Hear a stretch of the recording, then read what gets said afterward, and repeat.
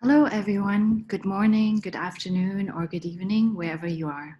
My name is Lian Heidenreich-Selemme, and I'm the director of the Goethe-Institut Los Angeles. As we are hosting this event today from LA, or Yaangna, as it is called by the Indigenous Peoples, I would like to start by acknowledging our presence on the traditional and ancestral territory of the Tongva and Tataviam peoples. This event today is part of the project Shaping the Past. Shaping the Past connects to the activist and artistic work of local, national, and transnational movements as a reflection of memory culture and discusses new perspectives on forms of memory. Shaping the Past is a partnership of the Goethe-Instituts in North America, Monument Lab, and the Bundeszentrale für politische Bildung, the German federal agency for civic education. As the German Cultural Institute, the Goethe-Institut is committed to being a platform for dialogue and cultural exchange. We know that the past always connects to the present and the future. Historic events such as Germany's role during colonization, the end of World War II, or the reunification, which celebrates its 30th anniversary this year, all had their respective historic monuments, some of which are still visible today, and some of which are not. Our discussion today, Unmonumenting Science and Strategy, brings together two speakers from Los Angeles, Morning Star Gali from the Pitt River tribe in Northern California, and Joel Garcia of Huichol ancestry, as well as Dr. Urte Evert from Berlin in Germany. They will discuss why and how monuments were toppled, strategies and planning that go into removing monuments, as well as post-removal efforts. What should happen afterwards?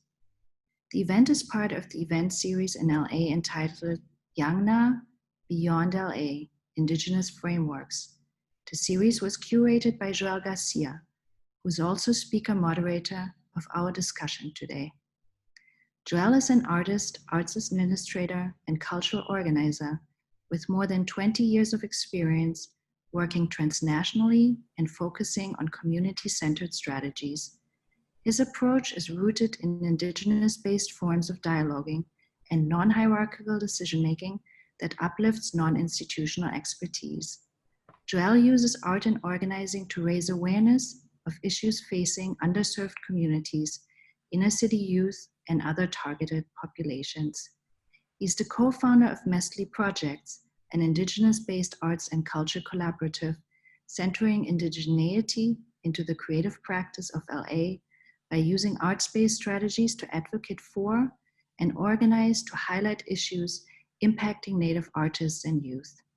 Joel Garcia was also part of a group of activists that removed the statue of Junipero Serra, who was instrumental in building the California mission system during the Spanish colonization. Hi, Joel. It's great to see you. Thank you for hosting us and thank you for bringing us together. Pleasure to be here. Pleasure to welcome everybody who's joining us from different parts of this planet. And I'm honored and fortunate to have been able to meet so many folks through this work. And as Lian mentioned, we will be dialoguing around how these monuments come down, what happens afterwards.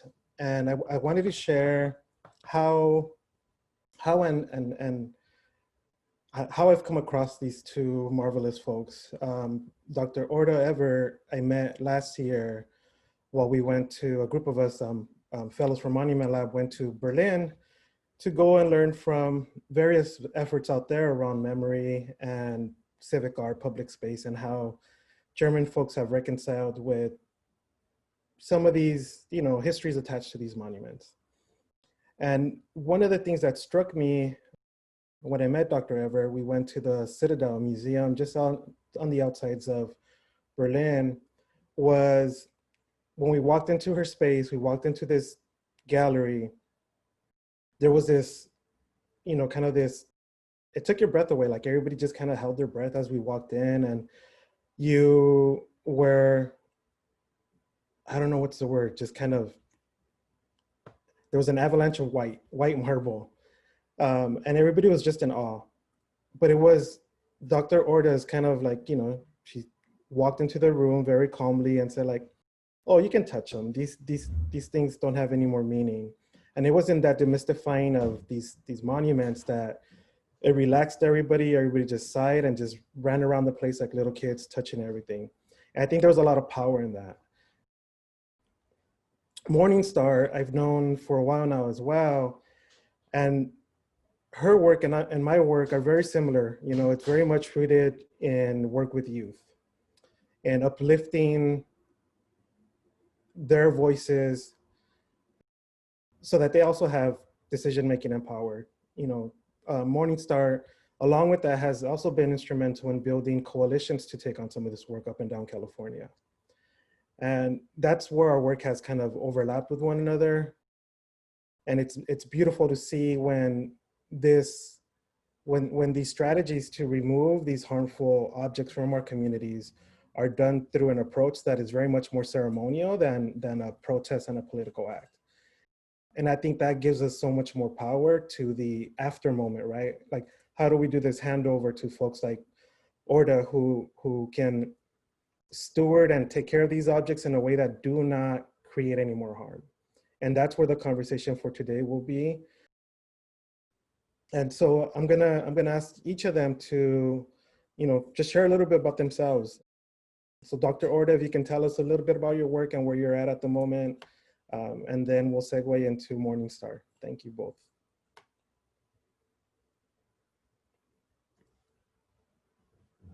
You're on mute. Okay, now. Now you can hear me, I think. And yes, thank you so much also for sharing your memory with me from that moment when you and your colleagues came to us.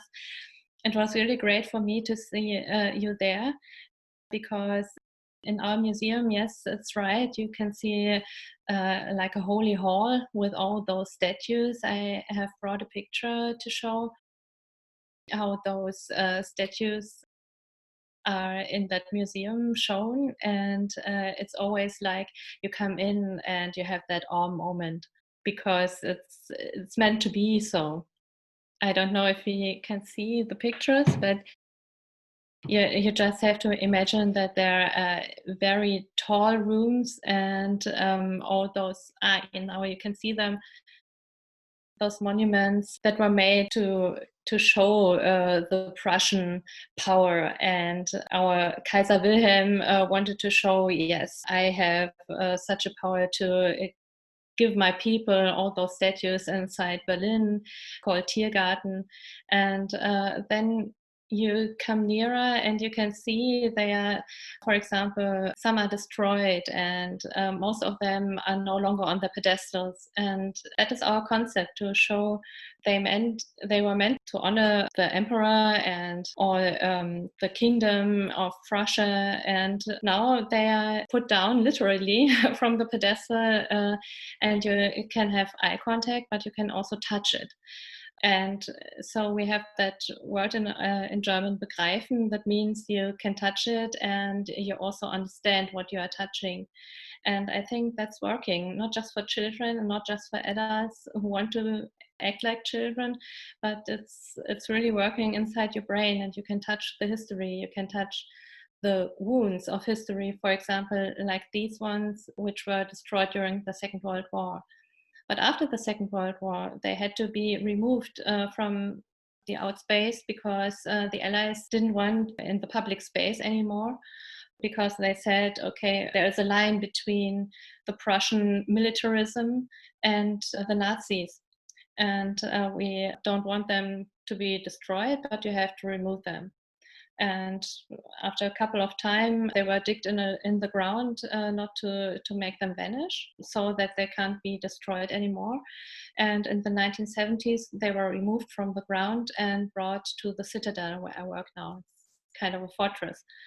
And yes, now you can see them, but they show a special time in Germany when Great Germany existed. And yes, after this, the First World War, when Germany had a short time of democracy, those statues were not removed. But after the Second World War, after the Nazi regime, they had to be removed. Yes, and the next picture you can see is another statue inside. This one has a special story because this one maybe in our side is and in our days is more toxic than the other statues you already saw, because this one is made by Arno Breker, Adolf Hitler's most favorite builder.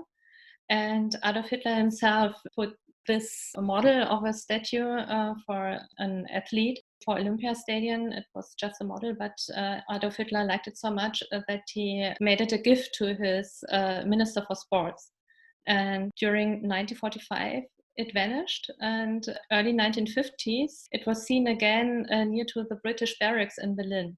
The British Army had put it on a really huge pedestal, and then it was forgotten that it was a gift from Hitler. And in 2006, they wanted to remove not the statue, but they wanted to have a brighter street. And they wanted just to put it aside. And then they saw the name Adolf Hitler. And the name was just the thing why this one was toxic. And it had to be removed from the public space inside a museum. And now it's with us inside our museum, but the pedestal still is outside without any sign. Yes, and the last picture I wanted to share with you is what was said about thinking about the reunification and also the Cold War inside Germany, because all those wounds in Germany that were made between families, popular monument inside our museum, most because of the movie Goodbye Lenin. But it is also because this head is just iconic. And you can't destroy it, and you can touch it. And as you can see it, children can dance on it and sit on it and play with it and touch history in their own way. Yes, and I think that can be a solution sometimes for some monuments. Maybe not for everything, but for some monuments in public space. Morning Star, can you walk us through, some of the slides that you have and kind of your approach to this work as well? Because I think that's important for folks to know, right? Like we want to be able, or at least my intention with this conversation was to empower folks to do this work, do it within their community, within their city. So yeah, thank you for being here, and we'll let you get to it. Thank you so much for having me. My name is Morning Star Gali, and I am Ajumawi band of Pit River. And I want to acknowledge that I am here on the unceded lands of the Miwok, Nishinan, and Maidu peoples in what is known as Sacramento, California.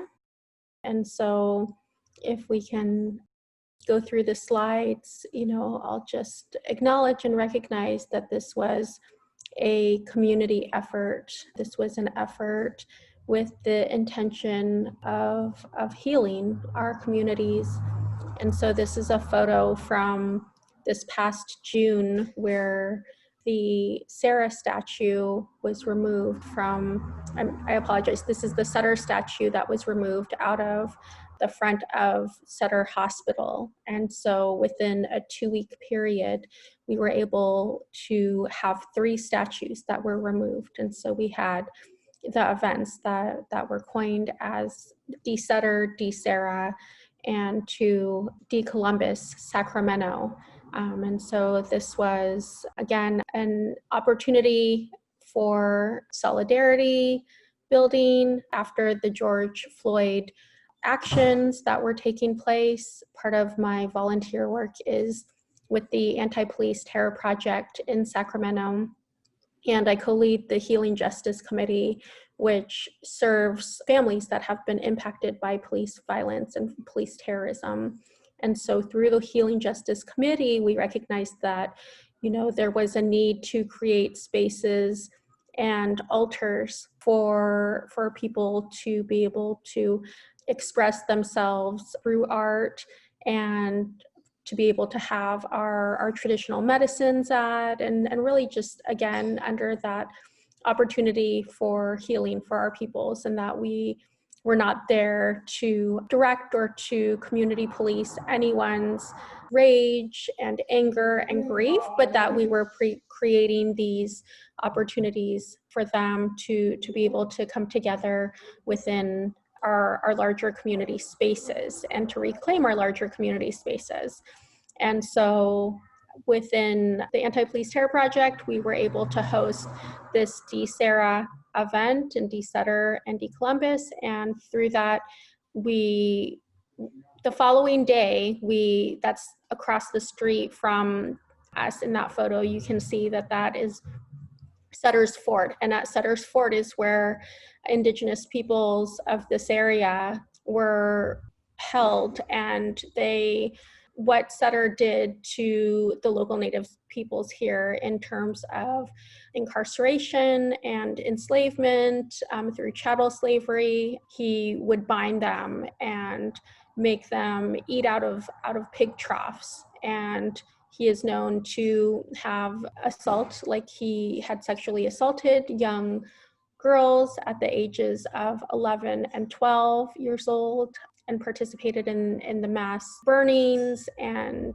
the destruction of the village sites along the rivers here. And so you see that sign that says "Fascists not welcome on Native land." And through that effort through the effort of the protests, it was really a moment, as Joel mentions, a go moment, where we were able to come together and where statues were being toppled across the nation. And so we collectively organized under an umbrella, an ad hoc group called SCARS. And so SCARS is the statewide coalition against racist symbols. And so under that coalition throughout California, we were able to not only work on the statue removal efforts within Sacramento, but throughout the state. Can we go to the next slide, please? And so this is a photo from 2018. And in 2018, we were able to remove the early days statue. And so this is the plinth from the early days statue, and that is City Hall. That is right behind us. These are my 4 children, and that is my sister next to me with her 7th child that was born. I want to acknowledge that her 6th child, Minnie Wichoni, was the baby that was born at Standing Rock, and she just celebrated her 4th birthday on Indigenous Peoples Day this past Monday. And so having us all there as a family together, and just representing that this was definitely, this community-led effort in including our children. And as when I was my own children's age, remembering that statue and that image of a Plains Indian person that was supposed to represent us, and how there was this hand that was placed over his head, and it was just extremely derogatory and extremely disrespectful to who we are as California Indigenous peoples. And so again, there was an art initiative that was led by the San Francisco Arts Commission in having photos of community members, of over 100 community members, that were taken on this plinth. This photo is by Halea Sinajini, who is a very well-known and respected professor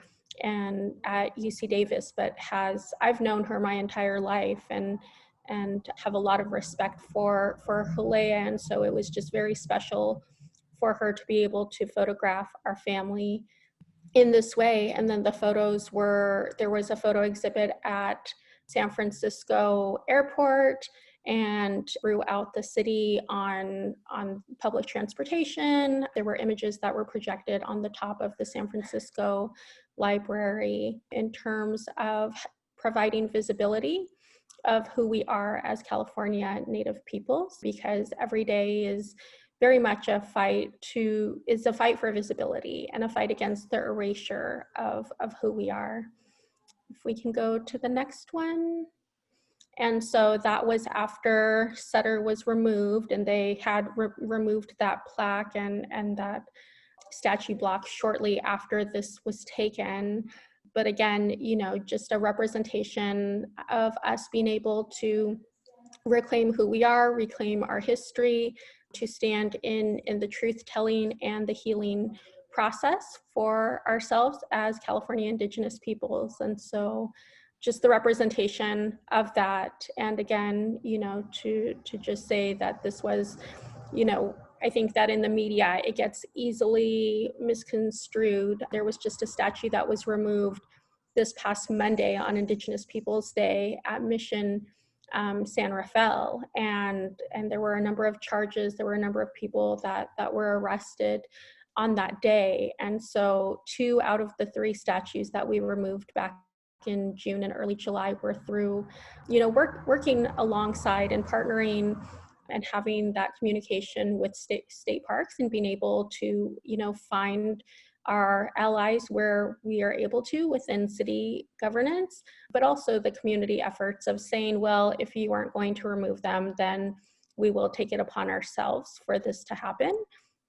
And I think it just also leads into the conversations about, you know, with the missions and the forts and their representation here in California. And so we have worked on getting these statues removed, and now we go into, you know, the efforts of what's next, and what does that mean in terms of land reclamation and utilizing these spaces as spaces of healing and truth telling. And so that looks a lot of different ways. That looks like returning the land back to California Native peoples, having our own museums and, you know, places, cultural institutions where we are able to tell our own truths and provide our own perspectives on that.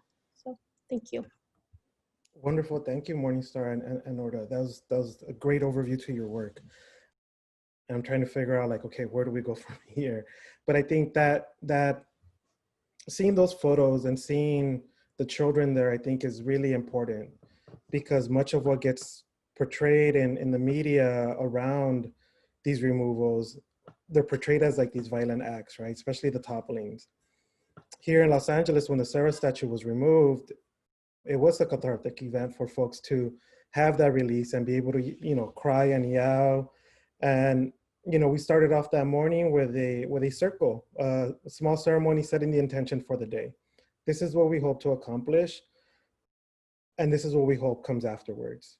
And then the statue came down, and folks, you know, celebrated and had their moment of release. And then we came back together, and it was such a nurturing space that some folks for the first time were able to talk about some of that harm that exists in their families, whether it's intergenerational trauma that they carry, or even to this day, suffering from various forms of assault.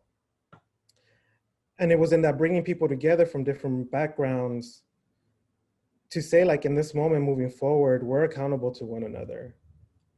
When we became accomplice to this moment by being here and participating in this removal.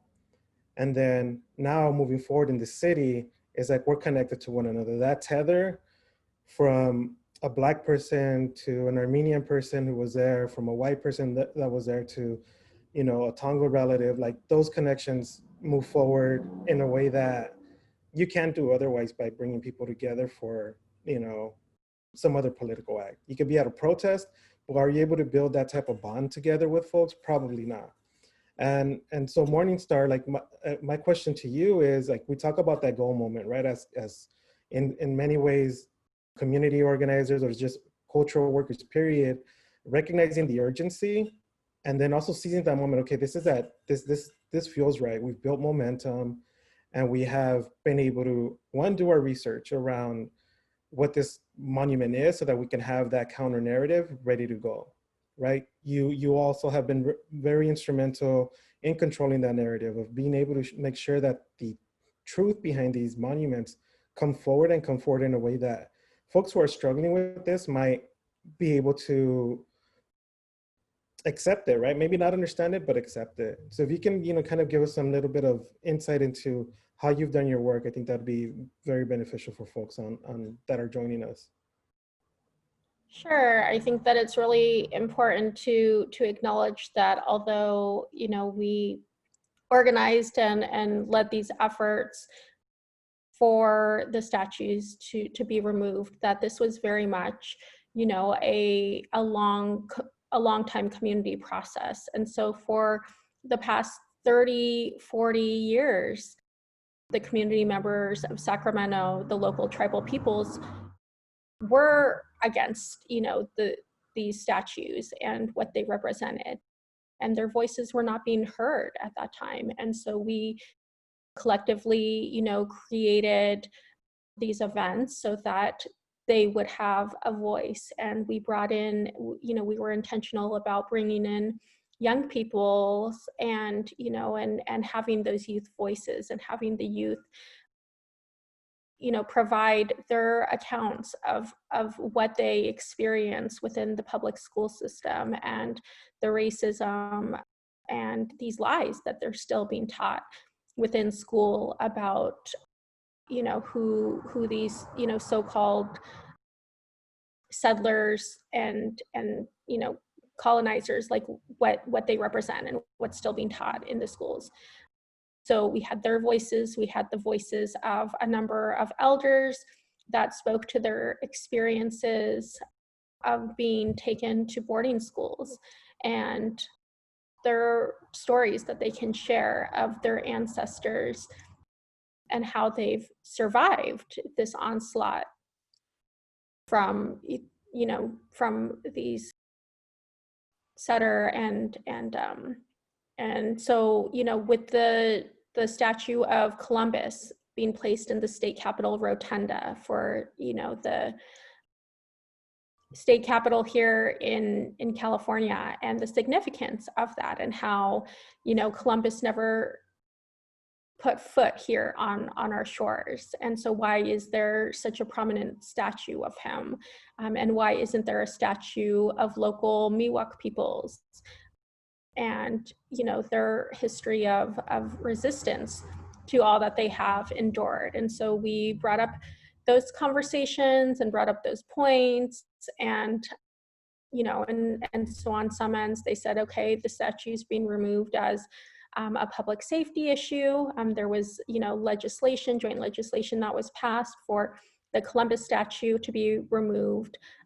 But it's really, these very, I feel like, these very dated conversations and saying and having to justify, like, we shouldn't have these monuments to white supremacy. We shouldn't have these monuments to colonization. Like, this is not the representation in 2020 that we should have to even, argue and make those points against. And so having that collective effort, being very intentional in starting with the prayer offerings that are made and the community circles and lending and providing a platform for community peoples here to have a voice, to be able to express, all of the grief and just the heaviness that they have carried all these years in, in having to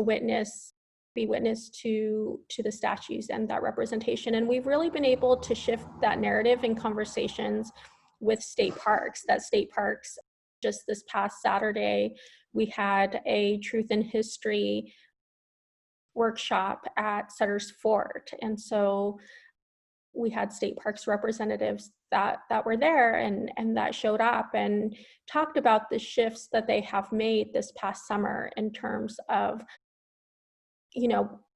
doing away with the period pieces and the period clothing and, what the representation of Sutter was at the fort. And so they've brought in a number of local tribal peoples to help to change what will take place in terms of the information and the narrative that will be shared inside of that fort. And so it really is a step forward in saying that, we will no longer tolerate these expressions and, this antiquated material of how we are, of how they, they speak about us and write about us as California Native peoples. Thank you. Yeah, that partnership building is important. I think similar here in Los Angeles, and it's not even like a partnership of like asking permission or trying to be like in alignment with whatever they're thinking, but it's more about holding them accountable.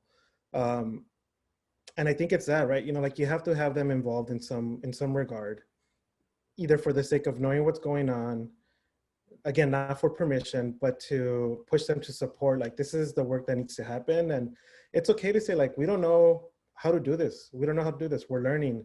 And I think just in that acknowledging that, like, we're learning is very powerful. And, Germany and California have this very similar parallel, right? There's like so many layers to the history here, so many, I don't know, I guess you can call them change of regimes.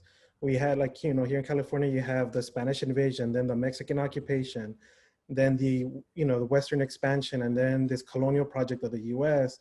And very much in Berlin, you have the Prussian, what happened then during World War II, like just all these layers. And I think there's a lot we can learn from,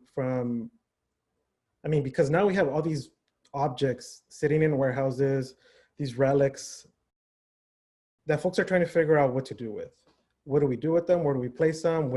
How do we tell the story? Some folks think like, well, if you put a plaque next to the plaque that recontextualizes this thing, it'll be okay. But then in 20 years, you're gonna have to put another plaque, right, to recontextualize. Let's just get them out of the way.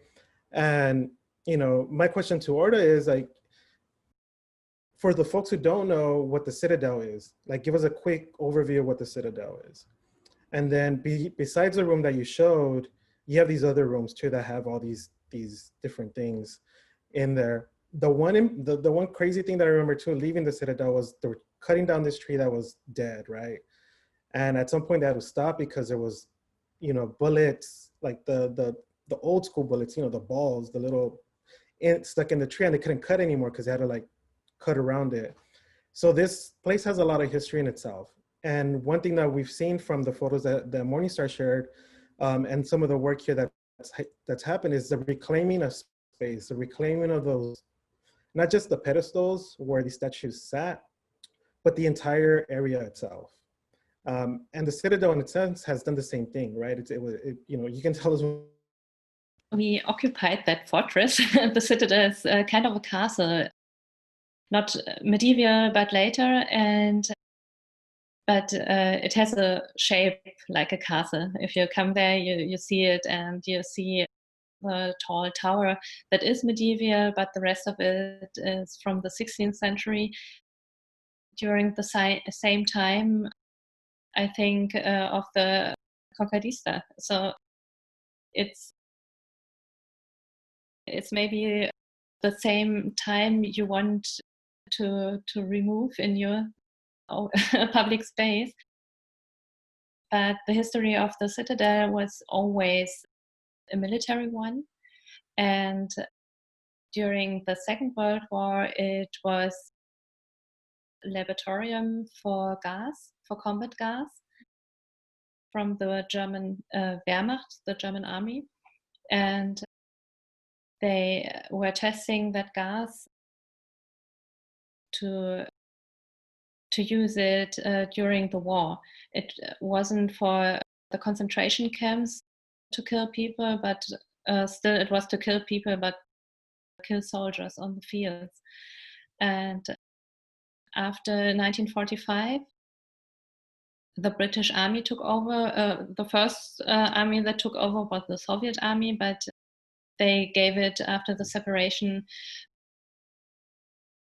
to the British army. And after that, it was kind of civilized, that fortress. And by culture, we had the chance, by putting there a museum and to have events and to have art there. We have many artists who work there.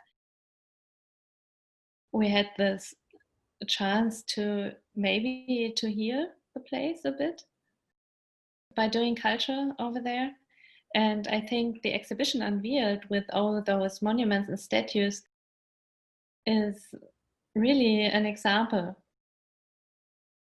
for dealing with the moments of history, of German history, we don't like. I think there are maybe some similarities, but there's also a difference because nobody took over the Germans. The Germans voted for Hitler. We we were freed by the Allies and from ourselves, and I think we can still fight against those, yes, most German people who still want not to accept that our civilization, our society is related to humanity, and we still have to fight against right-wing parties and against people who still want to be racist and sexist and whatever. But the most people we have in Germany that are native Germans never have been oppressed. So maybe that's a bit of difference. But still we have, by migration, Germans now who had suffered and who had suffered by German oppression. And I think now we have the chance, because Morning Star said something about to give them voices. And that's a thing we have to deal with in Germany too, because we had, for example, a 30 years old discussion about street names, not monuments, but street names for colonialism, for people who were colonists, and nobody was listening. And this is the first year that the politicians and the society is really listening. And with the result, we had already named a street called Mohrenstraße, for example, and now it's called, or it should be called, after a Black German philosopher from the 18th century. Mm. And I think that's really a success. And but the voices were there before, and this is the first year they are loud enough. And I think now we have another chance in Germany too, and we can learn from you too, because this voice is heard because of the Black Lives Matter movement this year, and after the murder of George Floyd, it was a big deal in Germany too. And so now we can learn too. Thank you for that. Yeah, one of the things that when I went to Berlin last year was, at least my interest was, you know, this concept of healing and what that looks like, and how as a society here in the US, like as a whole, right, like as the state of California, we're still not comfortable with even thinking about that. You know, this concept of healing and reconciliation, like here is just, it falls on deaf ears. People in power don't want to hear it. The everyday person doesn't want to hear it. But when I was in Berlin, the one thing that I saw over and over again was this commitment by I'm guessing they were all like Berlin, you know, residents of Berlin, this commitment to telling the truth, no matter how difficult it is to tell it. And, you know, we're walking around sometimes as tourists there, trying to go to places, and other times, you know, meeting folks like you all. And we have questions, right? And we would stop people and ask them questions. But every person, no matter what was going on at the moment, took the time to like talk to us, whether they were happy to do it or upset to do it, you know, because some of these things bring up some harmful memories for them as well, you know? But that commitment to tell the story, no matter how it made them feel, no matter how uncomfortable. I think that was really beautiful to see. And coming back is like, wow, that needs to be central to our work. And I know the work that Morning Star does, that is very much front and center. Like, we need to do this, but in that same moment, like, initiate this healing process that we don't know what it looks like yet. We're trying to figure it out. But I don't know if you both can share some of your thoughts just around that concept of healing and reconciling with the past.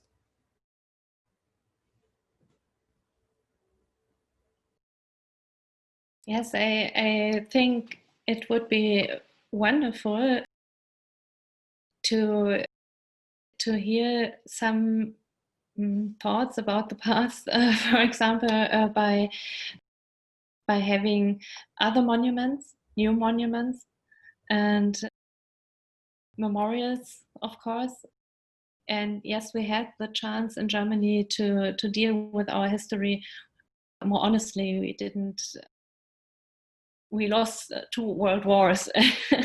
And after that, we had the chance to look at it and to think about it. And we didn't have to tell our history like all of glory and victory and whatever. And yes, we deal with it, and it's hard, but it's a chance too. And I think sometimes it could be right to, for example, to remove a monument, but not to let it vanish for good, because we still want to remember the bad history that is symbolized by it. And so a museum can be a solution, but not for everything. Sometimes a monument that hurts can be in public space still out there and maybe contextualized, not just by some text, but for example, by really good art. And there are good artists everywhere who can deal with the history and can deal with a monument. And sometimes maybe still it's okay to let something vanish for good. For example, I'm really glad we don't have any statues of Adolf Hitler anymore in public space. We didn't have so much because a couple in Berlin that said, oh, we found a head of Hitler in our garden, and it was so toxic for them. They didn't know what to do with it, and they called me and the museum, and what shall we do, and can you please free us from this thing? And I went there and I got it, and I could feel the power of symbolism by this little head. It was really small, and still I didn't want to touch it. I felt the power of a symbol just inside a little bit of bronze. And so sometimes I think it's really okay to remove and maybe even destroy something, because what I heard from Morning Star is so horrible. I can't just find the words in English now. I'm sorry, but I can feel the pain. And maybe if there is the same solution, like for the Germans to put it inside a museum, like a holy hall. And talking about that, like, right, Morning Star, like, for a lot of us here, a lot of the conversation around, or after a monument is removed, is like, well, what do you do with that space? Do we put another monument? Is the idea of erecting human figures something that's just completely outdated? And one of the things that a lot of California Indians say is like, well, we want control over those spaces. We want our land returned. We want to be able to figure out how to even decide what comes next. And I think if you can, I don't know, can you share your thoughts on that idea of like, do we need more monuments? Do we replace them? What do we do with that space? Is it so toxic enough that we don't reclaim it or reuse it? What do we do? Like, any thoughts on what some of the conversations you've had with folks? Yeah, it's an ongoing conversation for sure. And so I know you had participated in the removal for the Columbus statue in Los Angeles, Joel, and then there was preparations that were made to ensure that what would be replaced on that plinth was, an accurate representation of local Tongva peoples. And so, for it varies by community in terms of what they want and what they would like to see. When the Sarah statue was removed outside of the state capitol, there were state legislators that made public statements and saying, do not have this statue put back up without these conversations taking place with the local community, with local tribal peoples and tribal leaders. That's not what we want. And so, especially with that statue, there's a plaque. There's a number of plaques, and there's also figure of the state of California and all of the 21 missions within California. And so what that, even though the statue is now gone, that statue piece and the mission bell is still there. And so I think, it just, again, it varies by community, but I think that it's very important to continue having these conversations and to be able to have that input from local peoples in terms of what does replace these. That, it makes me reflect back to 11 or 12 years ago. I participated in the Shell Mound Peace Walk, and it was an effort where for 2 weeks, we traveled the 425 village sites of the Ohlone peoples. And one of the village sites, one of the Shell Mound areas, was under a memorial. It was a Holocaust memorial, actually, outside the Holocaust Museum in San Francisco. And so we had peoples from all over the world that were walking for us, and that have a part of their, we had Buddhist monks and Buddhist nuns that a part of their walking order is for peace, and they are very much connected to our local indigenous communities. This Holocaust memorial piece that was on top of and desecrating the Shell Mound site. And so what does that look like? We don't, want to continue on in this fashion of, creating and recreating these monuments to genocide. And, and so what does that look like? It's going to vary for every community. It's going to vary depending on who you talk to, but having that input and ensuring that the local tribes' perspectives are represented in that is definitely key. Oh, thank you. And I hope both these comments kind of answer two of the questions that were submitted around outdated models and like how toxic is a monument, or who decides whether it's toxic and needs to come down. But the other thing you mentioned too, Morningstar, was this very, very much need for partnership building in order to make these actions and these strategies. Of Berlin and of Spandau, the district where the Citadelle is, but still we have sometimes the support by private people, for example, but not too much. And I think the exhibition Unveiled just came to the Citadelle because there was space enough.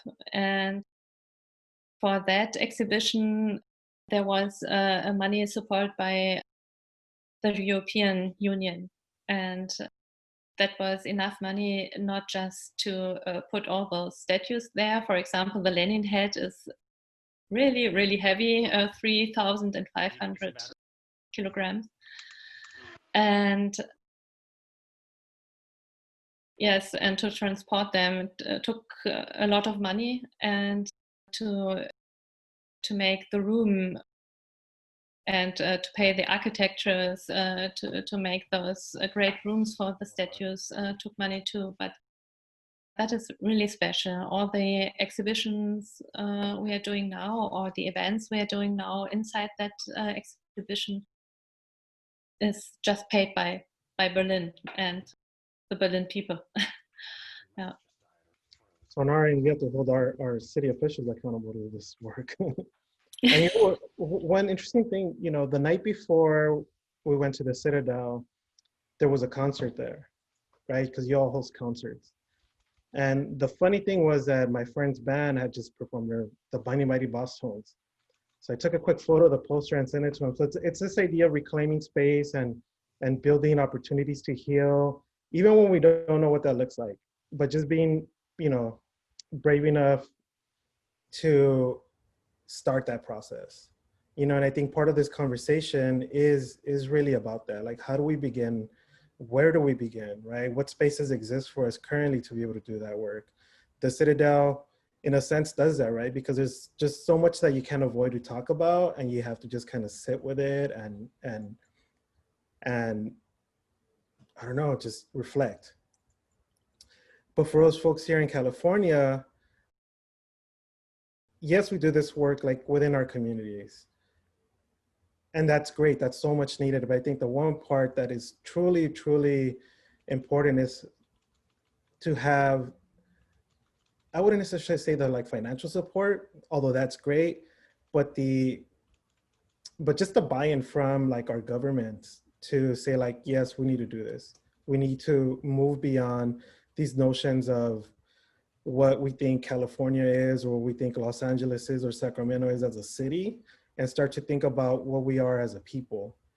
You know, because when Native folks say, you know, we want land back, it isn't that like we're gonna kick people off of the land.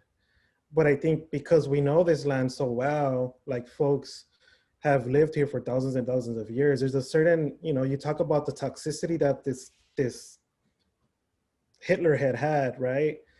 That energy that it carries. There's this, you know, symbiotic energy here with Native people in California and the land. And I think we need to move at their pace through their leadership so that we can, you know, the land is going to teach us how to connect with one another, how to be a better society here, how to sometimes act accordingly, right? Sometimes we don't act right.